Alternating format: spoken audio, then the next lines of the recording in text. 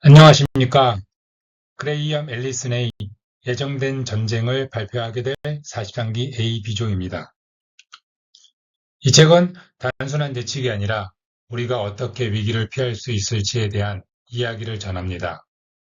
총 4부로 구성되어 있으며 각각의 장에 대해서 발표하도록 하겠습니다. 미국과 중국은 지금 구조적으로 충돌할 수밖에 없는 위치에 있습니다. 미국은 현재의 세계 질서를 만든 패권국이고 중국은 급속도로 성장하고 있는 신흥 강대국입니다. 역사 속에서 기존 강대국은 이런 부상하는 국가를 위협으로 느껴 전쟁으로 대응해 왔습니다. 저자는 이런 갈등을 투키디데스의 함정이라고 부릅니다. 이 책의 중심 질문은 과연 전쟁은 피할 수 없는 운명인가 아니면 우리가 피할 수 있는 선택의 여지가 있는가입니다. 중국은 지난 수십 년 동안 빠른 속도로 성장해 왔습니다. 경제력, 군사력, 기술력은 물론 국민 생활까지 거의 모든 분야에서 미국을 위협하는 수준에 이르렀습니다. 미국은 이런 중국을 단순한 경쟁자가 아닌 질서를 흔드는 존재로 보기 시작하면서 구조적인 긴장이 발생하게 되었습니다. 부상하는 강대국은 기존 질서를 바꾸려 하고 기존 강대국은 이를 억제하려 하면서 갈등이 심화되기 시작하였습니다. 투키디데스 함정이라는 개념은 고대 그리스에서 시작되었습니다. 당시 아테네는 급속히 부상하였고 기존 패권국이었던 스파르타는 이를 두려워한 나머지 전쟁을 선택하였습니다. 그 전쟁이 펠로폰네소스 전쟁입니다. 아테네와 스파르타와의 배경과 갈등은 자료를 참조하여 주시기 바랍니다. 아테네와 스파르타 사례에서 우리는 전쟁이 구조적인 긴장과 오판의 결과라는 것을 확인하였습니다. 고대 그리스는 운명처럼 전쟁을 했으나 현대에 와서는 핵무기라는 강력한 억제력과 높은 상호 경제 의존도, 국제 제도의 외교 채널의 존재 등 고대와는 다른 조건들이 있습니다. 그럼에도 불구하고 오해와 불신, 국내 정치의 압박, 고발적 충돌 가능성 등은 여전히 전쟁의 가능성을 열어두고 있습니다. 저자는 역사는 반복되지 않는다. 하지만 인간은 역사를 반복되게 만든다. 핵심은 구조 자체가 아니라 그 구조 속에서 인간이 어떤 선택을 하는가에 달려있다고 말하고 있습니다. 지난 500년 동안 신흥 세력이 지배 세력에 도전한 16개의 사례 중 12개의 경우가 전쟁으로 이어졌습니다. 대표적인 예로 일본과 미국의 전쟁에 대해 알아보도록 하겠습니다. 일본은 19세기 말부터 급속한 산업화와 군사력 강화를 통하여 아시아 강대국으로 부상하였습니다. 미국은 이러한 일본의 팽창을 견제하기 위하여 경제적인 제재와 1941년 석유 금수 조치로 일본 경제에 심각한 타격을 주었으며 충돌은 감소하게 만들었습니다. 일본과 미국 간의 갈등이 단순한 외교적 마찰이 아닌 패권 전위로 인한 구조적 긴장에서 비롯된 것이었습니다. 일본은 자신의 부상을 정당한 것으로 인식하였으나 미국은 이를 기존 질서에 대한 위협으로 받아들였습니다. 두 국가 모두 전면전을 원하지 않았지만 상호 불신과 잘못된 판단, 그리고 동맹체제의 경직성 등이 결합되어 1941년 진주만 공격으로 전쟁이 발발하게 되었습니다.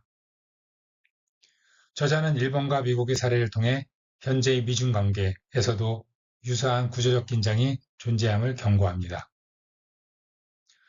중국의 부상과 미국의 대응이 잘못 관리될 경우 의도치 않은 충돌로 이어질 수 있음을 강조합니다.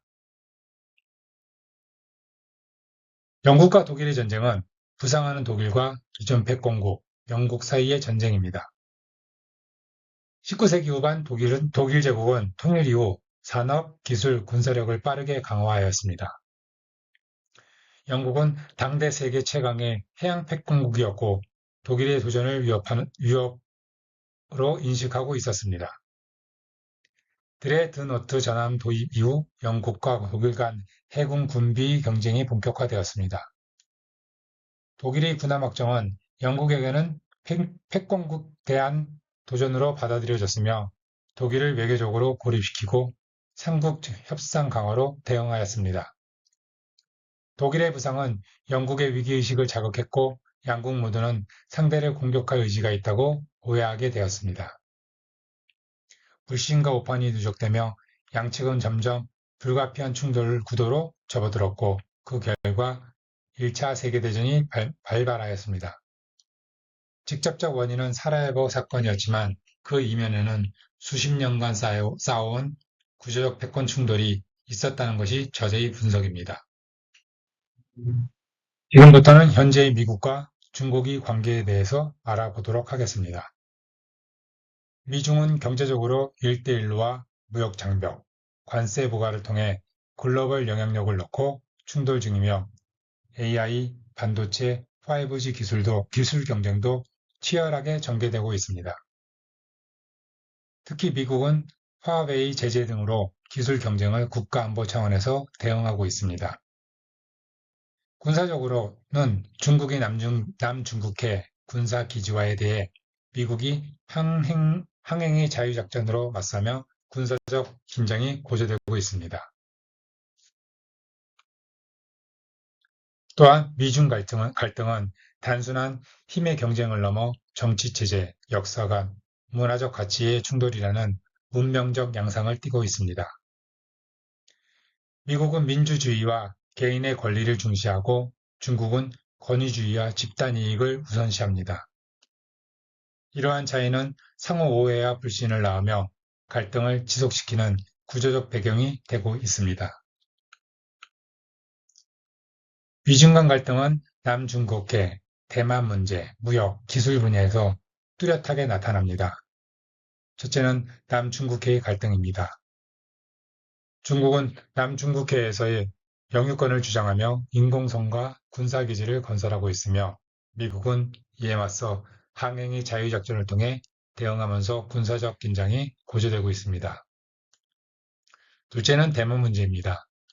중국은 대만을 자국의 영토로 간주하며 무력 통일도 불사하겠다고 하는 입장이고 미국은 무기 판매와 군사 지원을 통해 대만의 자위 능력을 강화하고 있습니다. 이는 가장 민감한 지정학적 충돌지 중 하나입니다. 셋째는 무역 및 기술 전쟁입니다. 관세 부과와 반도체, AI 제재 등 첨단 산업을 중심으로 상호 체제가 이루어지고 있으며 이는 글로벌 공급망과 기술 혁신에 직접적인 타격을 주고 있습니다. 이러한 사례들은 단지 경제적, 군사적 긴장을 넘어서 글로벌 리스크로 확장되고 있다는 점에서 매우 주의 깊게 볼 필요가 있습니다. 8장에서는 미국, 중국 간의 전쟁이 어떻게 시작될 수 있는지를 설명합니다. 중국은 경제적으로 급성장했고 군사력 또한 세계 최강 수준으로 부상했습니다. 이에 따라 미국은 봉쇄와 관여 사이에서 전략적으로 흔들리고 있습니다. 시진핑 주석은 중국몽을 통해 중국의 세계 패권 추구를 명확히 밝혔고 미국은 대만과 중국해, 남중국해 등에서 불안과 긴장을 느끼고 있습니다. 이러한 현실은 역사적으로 아테네와 스파르타의 갈등, 즉 투키디데스의 함정과 유사하며 미중 간 전쟁은 원해서가 아니라 피하지 못해서 일어날 수 있다는 경고를 합니다. 다음은 전쟁이 어떻게 실제로 발생할 수 있는지를 보여주는 시나리오입니다. 대표적으로 대한 해협에서의 무력 충돌 가능성이 있습니다. 대만이 독립을 선언하거나 미국 고위급 인사가 방문하는 경우 중국이 군사 개입을 자극할 수 있고 이때 미국이 방어를 위해 개입을 하게 되면 전면전으로 이어질 수 있습니다. 남중국해의 분쟁은 미국 군함이 항행작전 도중 중국과의 해상 충돌이 발생하면서 영해 침범으로 간주되어 무력으로 대응하게 된다면 지역전쟁 또는 대리전으로 확산할 수 있습니다. 이외의 전쟁 시나리오로 사이버 공격, 북한 변수 등은 모두 의도하지 않은 충돌을 발생시킬 수 있습니다. 핵심은 우연한 충돌이라 하더라도 지도자들의 오판과 구조적 긴장을 방치하면 전쟁은 현실이 된다는 점입니다. 이 책이 전하는 메시지는 전쟁은 피할 수 없는 운명이 아니라 인간의 선택이며 저자는 이를 위해 전쟁을 피하기 위한 12개의 열쇠를 제시하였습니다. 그중 몇 가지를 소개해 드리겠습니다. 제3자의 중재력은 신뢰받는 국제기구나 국가가 중재자로 나설 경우 감정적 대립을 완화할 수 있습니다. WTO, 나토, 유엔 같은 국제제도에 묶어두면 갈등은 행동 반경을 제한해 전쟁을 억제할 수 있습니다. 서로를 전멸시킬 수 있는 핵무기는 존재 자체가 전면전을 억제하고 양측 모두에게 불리한 전쟁을 만듭니다. 무역과 공급망으로 얽힌 경제적 상호의존의 심화는 전쟁 비용을 높이기 때문에 전쟁 가능성을 낮추는 효과가 있습니다. 외교정책은 종종 국내 정치 위기에서 비롯되기도 하며 내부가 불안정하면 외부와의 충돌로 시선을 돌리는 경향이 강해져 국내 요인의 중요성이 강조됩니다. 마지막으로 저자는 평화를 위한 4가지 전략 제안을 하고 있습니다. 첫째, 구조적 현실을 직시하라. 미중 경쟁은 감정이나 이념이 아니라 권력 전이의 구조적 압력에서 비롯된다는 사실을 인정해야 합니다. 둘째, 역사적 교훈을 적용하라. 고대 그리스 냉전, 영국과 미국의 관계 등에서 배운 교훈을 오늘날 전략에 맞게 재구성해야 합니다. 셋째, 미국 전략의 모순을 인식하라. 중국의 부상을 환영하면서 동시에 억제하려는 미국의 이중적 전략이 혼선을 초래하였으므로 이제는 일관된 전략이 필요합니다. 넷째, 모든 전략적 선택지를 검토하라. 무력, 봉쇄, 협력, 공존 중 어느 것도 배제하지 않고 유연한 전략적 사고를 전환해야 합니다. 결론입니다. 먼저 핵심 국가의 이익을 분명히 함으로써 전략적 모호성이 아닌 정확한 신호와 명확한 입장 정리가 평화를 위한 전제 조건이 될 수 있다는 것입니다.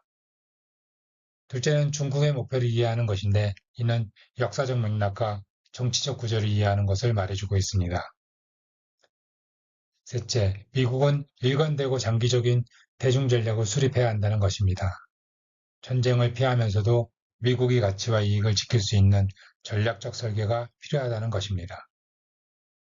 마지막으로 나라 안의 도전으로 국내 문제에 집중하라는 것인데 이는 내부 불안정이 외부 위협으로 이어질 수 있기 때문에 내부 문제의 해결을 우선시하라는 것입니다. 미국과 중국의 갈등은 분명히 구조적 긴장을 내포하고 있지만 그 긴장을 어떻게 관리하고 대응하느냐에 따라 미래는 달라질 수 있습니다. 우리가 해야 할 일은 단순히 전쟁을 두려워하는 것이 아니라 전쟁이 일어나지 않도록 만드는 전략을 세우는 것입니다. 이것으로 발표를 마칩니다. 경청해 주셔서 감사합니다.